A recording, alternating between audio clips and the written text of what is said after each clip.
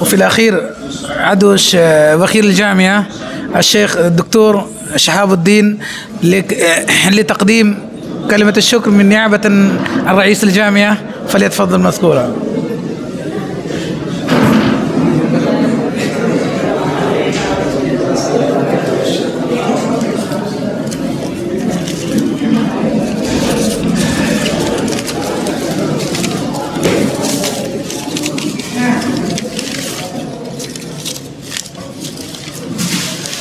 بسم الله الرحمن الرحيم. الحمد لله رب العالمين، والصلاة والسلام على أشرف الأنبياء والمرسلين وعلى آله وأصحابه أجمعين ومن تبعهم بإحسان إلى يوم الدين، وبعد. باسم جامعة سراج العلوم السلفية ومنسوبيها أرحب بفضيلة الضيف المفضال أجمل ترحيب، فأهلا وسهلا ومرحبا بكم. وأقدم الشكر والتقدير لضيفنا الكريم على زيارته لجامعتنا الحبيبة وتجشمه متاعب السفر ومشاقه، وهذا إن دل على شيء فإنما يدل على أن حضوره هنا وتحمله عناء السفر إنما ينمو عن حقيقة اهتمام فضيلته بالدعوة والدعاء والجدية في تفعيل دورهم في مجال التدريس والدعوة وما يقومون به من المناشط الأخرى المصاحبة لمهامهم.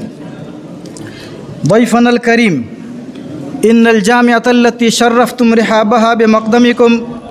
في الحقيقة هي جامعة متميزة منذ قيامها وتأسيسها، فقد أدارها رجل علمي معروف العلامة عبد الرؤوف الرحماني رحمه الله، والآن يديرها فضيلة الشيخ شميم أحمد الندوي حفظه الله، وكل منهما قدم لهذه الجامعة الجديد والمفيد حتى تخرج منها كوكبة من الدعاة والخطباء والعلماء والباحثين باختصاصات مختلفة متميزة، وهذا يشير إلى الجدية التي حظيت بها هذه الجامعة منذ أن تأسست. ولا يخفى أن هذه الجامعة مؤسسة تعليمية كبيرة تحتضن الطلاب والطالبات من جميع أنحاء نيبال شرقا وغربا، وتوجد تحت لوائها كلية عائشة الصديقة للبنات، ومدرسة زيد بن ثابت لتحفيظ القرآن، ومدرسة الهلال النموذجية، والمدرسة الثانوية للبنات، بالإضافة إلى عدة كتاتيب ومدارس الابتدائية في عدة قرى. ضيفنا الكريم، لتؤتي الجامعة أكلها يسعى فضيلة الشيخ شميم أحمد الندوي حفظه الله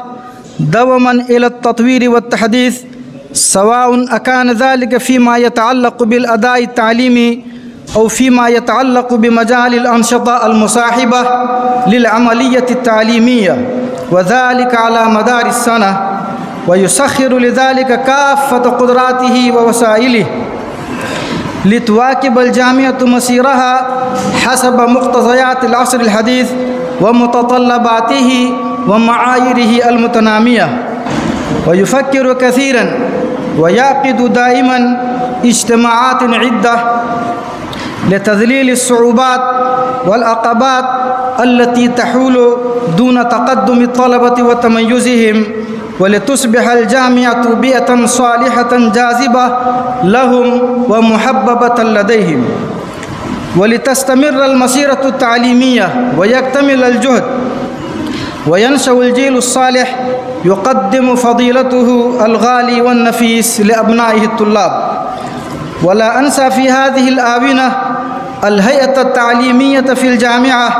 وعلى رأسهم شيخ الجامعة فضيلة الشيخ خورشيد أحمد السلفي حفظه الله، ونائبه فضيلة الشيخ عبد الرشيد المدني حفظه الله،